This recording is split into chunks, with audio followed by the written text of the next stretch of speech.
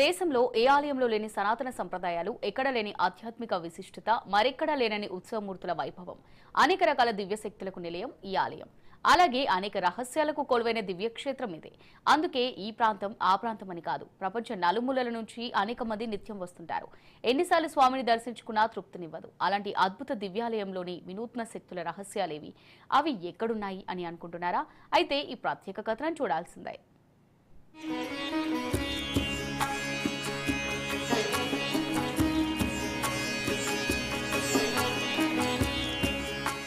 అవును, మీరు ఊహించిందే. ప్రపంచంలో ప్రసిద్ధిగాంచిన విశిష్ట ఆలయం శ్రీ వెంకటేశ్వరుడు స్వయంగా వెలిసిన తిరుమల వైకుంఠ క్షేత్రం. ఈ ఆలయంలో ఉన్నన్ని పురాతన సాంప్రదాయాలు, పూజా కైంకర్యాలు, గర్భగుడిలో కొలువైనన్ని ఉత్సవమూర్తులు దేశంలోనే కాదు కదా, ప్రపంచంలో ఏ ఆలయంలో లేవు.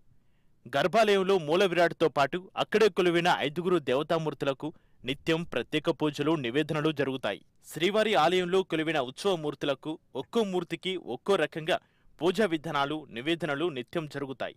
అందుకే శ్రీవారికి నిత్యం ప్రత్యేక పూజ నివేదనలు చేసిన అర్చకులకు 16 సేర్ల బియ్యాన్ని స్వామివారి భక్తిగా అర్చకులకు ప్రతిరోజు ఇస్తారు.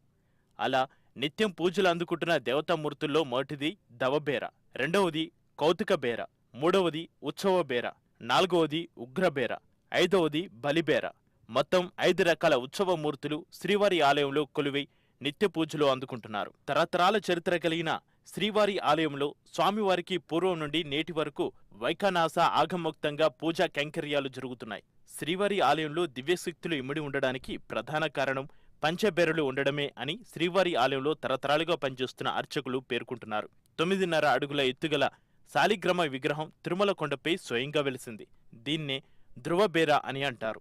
నిత్యం పూజలు అందుకుంటూనే వారానికి ఒక్కసారి ఈ విగ్రహానికి అర్చకులు, ఆగమ పండితులు ఎంతో పవిత్రంగా అభిషేకాలను నిర్వహిస్తారు. స్వయంగా స్వామివారే విగ్రహ రూపంలో ఏర్పడినట్లు చరిత్ర చెబుతోంది. తిరుమల క్షేత్రంలో కలియుగ ప్రత్యక్ష దైవమైన శ్రీ వెంకటేశ్వర స్వామికి వైఖానస ఆగమం ప్రకారం ప్రతిరోజు ఇక్కడ పంచబేర తిరువారాధన. ముందుగా పంచబేరాలంటే ఏమిటి తెలుసుకునే ప్రయత్నం చేద్దాం. స్నపన బేరం, కౌతుక బేరం అంటే భోగ శ్రీనివాసమూర్తి. భక్తులు స్వామివారి దర్శనానికి వచ్చినప్పుడు మూల విరాట్ పాదాల చెంత ఈ వెండి బింబాన్ని మనం దర్శనం చేసుకోవచ్చు. ఆయన్నే మనం భోగ శ్రీనివాసమూర్తి అని పిలుస్తూ ఉంటాము. మూలవర్లకు ప్రతిగా అన్ని భోగాలను ప్రతిరోజు ఆయనకే జరిపించడం జరుగుతుంది.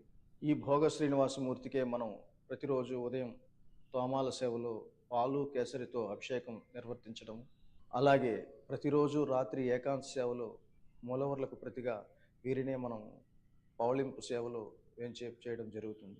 ధ్రువబేరం అంటే మూల విరాట్ శ్రీ వెంకటేశ్వర స్వామి సాక్షాత్తు మహావిష్ణువే స్వయంభూగా వెలిసిన శాలిగ్రామ శిలారూపం ఇది. ఈ కలియుగంలో స్వామివారు మనకి అర్చావతారంలో దర్శనమిస్తున్నారు.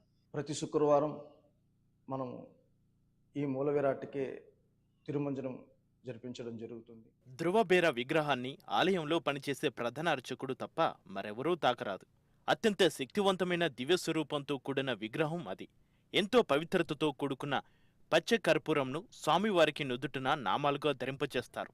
ఈ సాంప్రదాయం శ్రీవారి ఆలయంలో తరతరాలుగా కొనసాగుతున్నది. 1500 సంవత్సరాల క్రితం సమనై అనే పల్లవరాణి సమర్పించిన 12 అడుగుల ఎత్తుగల వెండి విగ్రహం భోగ శ్రీనివాసమూర్తి విగ్రహం ఇది. శ్రీవారి గర్భాలయంలో మూల విరాట్ పాదాల వద్ద ప్రతిష్ఠించారు. అప్పటి నుండి నేటి వరకు 1500 సంవత్సరాలుగా నిత్యం పూజలు అందుకుంటున్నది. దీన్నే కౌతుక బేర అంటారు. ప్రతిరోజు తోమాల సేవలో పాలు, కుంకుమ అభిషేకాలు జరుగుతాయి. అలాగే రాత్రిపూట ఈ భోగ శ్రీనివాసమూర్తికి ఏకాంత సేవ కూడా జరుగుతోంది. అలాగే ప్రతి బుధవారం శ్రీవారి ఆలయంలో జరిగే సహస్ర కలశాభిషేకం సేవ కూడా మూలవర్లకు ప్రతిబింబంగా ఈ స్వామికే జరుగుతోంది. అర్చకులు ఎంతో నియమనిష్టలతో అత్యంత పవిత్రంగా పూజా కైంకర్యాలు నిర్వహిస్తారు. అయితే ఈ ఉత్సవమూర్తిని ఆలయం లోపల నుంచి బయటికి తీసుకుని రారు. పూజా కైంకర్యాలు అన్ని ఆలయంలోనే జరుగుతాయి.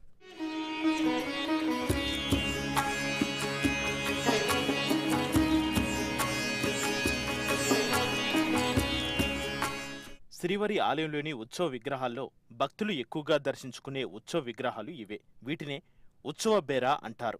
600 సంవత్సరాల క్రితం శ్రీ మహావిష్ణువు అర్చకునిపై ఆవహించి శ్రీవారి ఆలయానికి ఈశాన్యంలోని ఒక లోయలో రహస్య గుహ ఒకటి ఉంది. దానిలో ఉన్న విగ్రహాలను తెచ్చి ఉత్సవమూర్తులుగా పూజా కైంకర్యాలు చేయాలని స్వామివారు నిర్దేశించారు. దాని మేరకు అర్చకులు వెళ్లి రహస్య గుహలోని ఉత్సవమూర్తులను తీసుకుని వచ్చి ప్రతిష్ఠించి పూజలు నిర్వహిస్తున్నారు. అందుకే దీన్ని తమిళంలో మలైకని ఉండ్రు పెరుమాల్ అని పిలుస్తారు.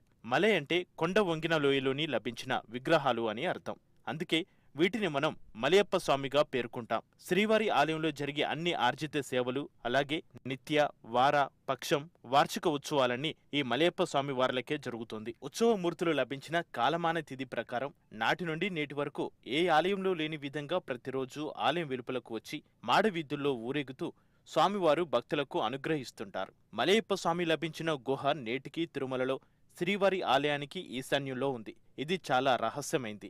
ఆ ప్రాంతాన్ని నేడు వైకుంఠ తీర్థంగా పిలుస్తుంటారు.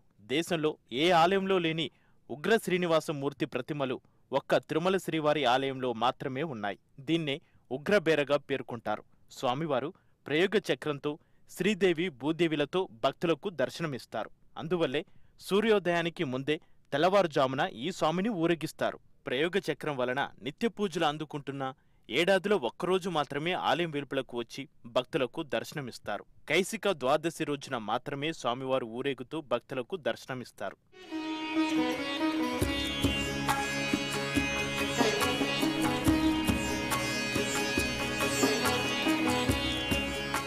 శ్రీవారి ఆలయంలో తోమాల సేవ తర్వాత బంగారు వాకిలి వద్ద ప్రతిరోజు కుబేర శ్రీనివాసునికి సాంప్రదాయబద్ధంగా కొలువు జరుగుతోంది. దీనినే బలిబేర అంటారు. కొలువులో మొదటి రోజు పంచాంగ శ్రవణం చేస్తారు. అనంతరం శ్రీవారి హుండీ ద్వారా వచ్చే ఆదాయ వ్యయాలను చదివి వినిపిస్తారు. అలాగే భక్తులు ఇచ్చిన కానుకల వివరాలను అర్చకులు చదివి వినిపిస్తారు. ప్రతిరోజు తోమాల సేవ తర్వాత బలిబేర కొలువు జరుగుతోంది. బలిబేరలో కుబేర శ్రీనివాసునికి వివరాలన్నీ చదివి వివరించిన అర్చకునికి భుక్తిగా 16 సేర్ల బియ్యాన్ని ప్రతిరోజు శ్రీవారు ఇస్తారు.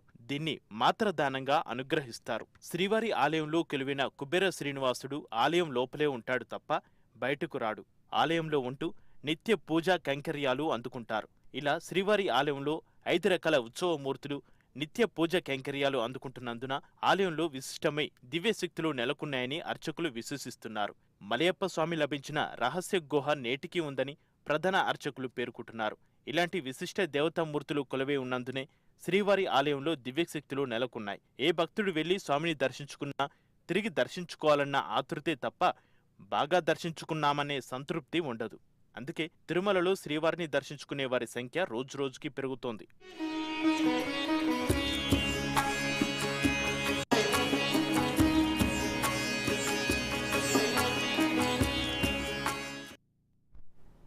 దక్షిణ అయోధ్యగా పేరుగాంచిన భద్రాచలం